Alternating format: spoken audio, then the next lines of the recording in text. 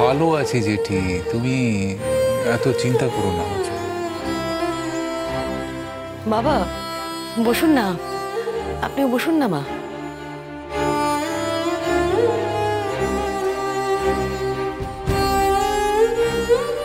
যদি তোমাদের এখানে কটা দিন থাকি তোমার আপত্তি আছে বাবা?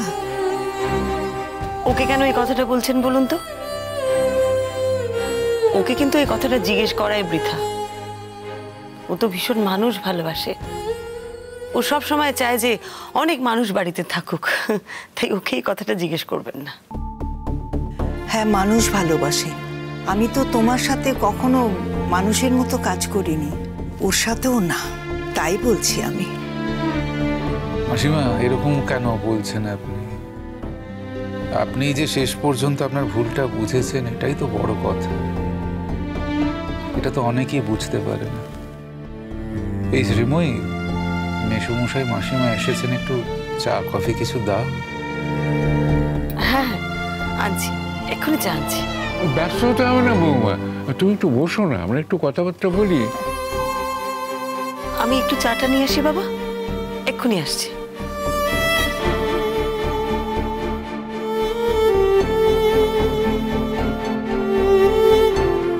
বউয়ের মনটাও ভালো নেই, কথা বলতে পারছে না, চোখে জল এসে যাচ্ছে। কি যে হয়েছে সংসারে আমি কিছু বুঝতেই পারছি না। কেউ তো খুলে কিছু বলে না, কি যে অশান্তি মনের মধ্যে। চাঁদ বাবা, তুমি আমাকে একটা কথা বলো তো, তুমি ভালো আছো তো? আমি একদম ভালো আছি জেঠিমা, তুমি শুধু শুধু বিচলিত হচ্ছ। একদম ঠিক আছে। শ্রীময়ী একা আছে, তুমি একটু যাও না। হ্যাঁ, বৌমা কোথায় গেল দেখি।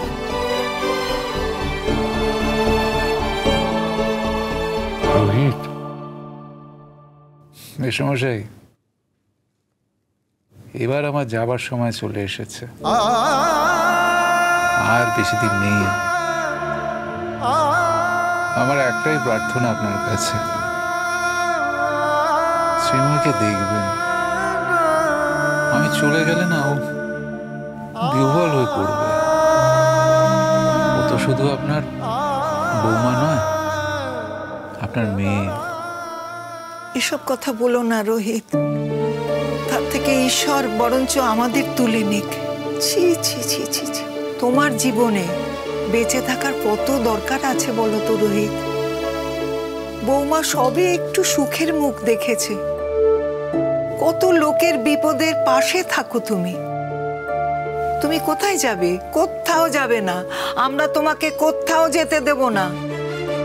তোমাকে কেউ আমাদের কাছ থেকে নিয়ে যেতে পারবে না রোহিত, কেউ না। আমরা সবাই মিলে তোমাকে আগলে রাখবো। মাসিমা, ঈশ্বর আপনাদের মতন আবেগপ্রবণ নন, উনি ঘোর যুক্তিবাদী। ওনার একটাই যুক্তি, তোমার কাজ শেষ হয়ে গেছে, তুমি এখন আমার কাছে চলে আসবে। যেতে মাসিমা আমার না কোনো আক্ষেপ নেই, ভয় নেই।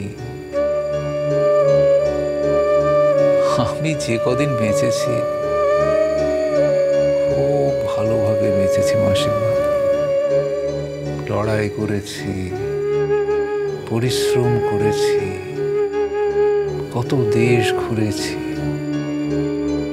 কত লোকের সঙ্গে মিশেছি, কত লোককে ভালোবেসেছি, লোকের ভালো করার চেষ্টা করেছি। জ্ঞান তো আমি কারো কোনোদিন কোনো ক্ষতি করিনি। আমার কোনো আক্ষেপ নেই মাসিমা, শুধু একটাই, আমি চলে গেলে শ্রীময়ী না খুব অসহায় হয়ে পড়বে, খুব একা হয়ে যাবে। আমি জানি যে আপনারা সবাই আছেন ওর পাশে, ওকে দেখবেন, কিন্তু কেন জানি মনটা খুব আকুল হয়ে থাকে সবসময়। বড় অপরাধ বোধে ভুগছি রোহিত। কিসের অপরাধ বোধ মেসমশাই? এই অপরাধ বোধ, দেখো আমার এত বয়স হয়েছে, এখন আমি বেঁচে আছি, অথচ আমার কিন্তু কোনো কাজকর্ম নেই, অথচ তুমি। কে বলেছে মেসমশাই আপনার কোনো কাজ নেই? আপনি তো শ্রীময়ীকে আগলে রাখবেন, বাবার মতো ওকে দেখবেন, এটাই তো আপনার সবচেয়ে বড় কাজ। সেই কাজটা তো তুমি আমার থেকে 1000 গুণ বেশি ভালো করতে পারতে। যাওয়ার ওপর তো আমার কোনো হাত নেই মেসমশাই। ওই একটা মাস তোমাকে শেষ করে দিল, ওই একটা মাস তো ওষুধপত্র কিচ্ছু বললো না, তাতে তুমি আরো অসুস্থ হয়ে পড়লে। আমি তো পরে শুনেছি সব, তোমাকে ডাক্তারবাবু তাড়াতাড়ি ডেকেছিলেন, আর তুমি 1 মাস দেরি করে ফেললে। তুমি তো ডাক্তারবাবুর কাছে গিয়ে একবার জিজ্ঞেস করতে পারতে যে আর সুযোগ আছে কিনা। আরে টেলিফোনে শুনে কি উনি বলে দিতে পারলেন আর কোনো সুযোগ নেই? হ্যাঁ বাবা, হ্যাঁ আমি কথা বলেছি ওনার সাথে। আচ্ছা, সত্যিই উনি বলেছেন যে আর কোনো সুযোগ নেই,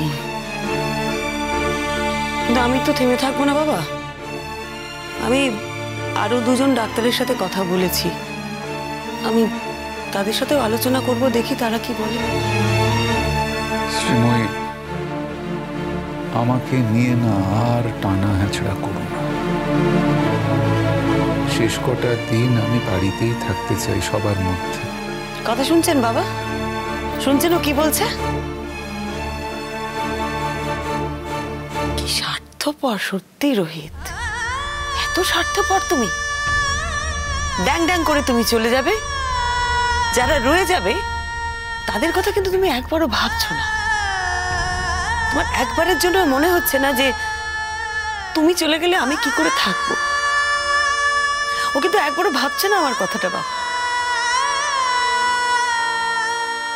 তুমি চলে গেলে আমার জীবনটা তো সাদা কাগজের মতন হয়ে যাবে। সেই সাদা কাগজটা নিয়ে আমি কি করবো রোহিত? আমি কি করবো জীবনটাকে নিয়ে বলো তো? বৌমা তুমি একটু শক্ত হও, একটু শক্ত হও মা। অনেক যুদ্ধ তুমি জয় করেছো, এটা অনেক কঠিন যুদ্ধ, এই কঠিন যুদ্ধ তোমাকে জয় করতে হবে। জানেন তো বাবা, রোহিত ধরেই নিয়েছে যে ও আর বাঁচবে না। ও যদি একটু মনের জোর রাখতো না তাহলে। বৌমা, রোহিতের জন্য যা করণীয় তুমি সব করো বৌমা, সংসারের কথা ভেবো না। তোমার সংসারে ভার এখন আমাদের ওপরে। তোমরা নিশ্চয়ই কিছু আমার কাছে গোপন করছো। কি হয়েছে তোমাদের? এত কান্নাকাটি করছো কেন? জেঠিমা, তুমি তো জানোই যে আমার শরীর খারাপ করলে শ্রীময়ীর মন খারাপ হয়ে যায়। শরীরটা কদিন তো আমার বশে নেই, সেই কারণে। জেঠিমা, আপনার চাঁদ বাবা মিথ্যে কথা বলছে, সম্পূর্ণরূপে মিথ্যে কথা। জেঠিমা, আমি আপনাকে সত্যিটা বলছি, আপনার চাঁদ বাবার শরীর ভালো নেই। এই যে 1 মাস ওকে আটকে রেখেছিল না, ও তো ওষুধ খায়নি, খাবার খায়নি, যে ট্রিটমেন্টটা ওর হওয়ার কথা কিচ্ছু হয়নি। সেই জন্য রোহিতের ভেতরে যে অসুখটা ছিল সেটা একেবারে চাগার দিয়ে উঠেছে, মানে মাথা চাড়া দিয়ে উঠেছে, বুঝেছেন তো? চলে যাবে ও, আপনাকে আমাকে দুজনকে ছেড়ে চলে যাবে। হ্যাঁ জেঠিমা, আপনি একটু আপনার ছেলেকে জিজ্ঞেস করুন না, ও এত স্বার্থপর কেন? কেন এত স্বার্থপর? কেন ওর স্বার্থপরের মতন আমাকে ছেড়ে চলে যাবে? একটু জিজ্ঞেস করুন না জেঠিমা, জিজ্ঞেস করুন ওকে। শ্রীময়ী প্লিজ, আমি আস্তে দেখছো, জল খাবে, জল খাবে। দেখুন বাবা, কি অবস্থা দেখুন। এইরকমই জানেন তো, এখন একটুতেই হাঁপিয়ে যায়, বেশি কথা বলতে পারে না, প্রত্যেক দিন একটু একটু করে ডিটোরিয়েট করছে।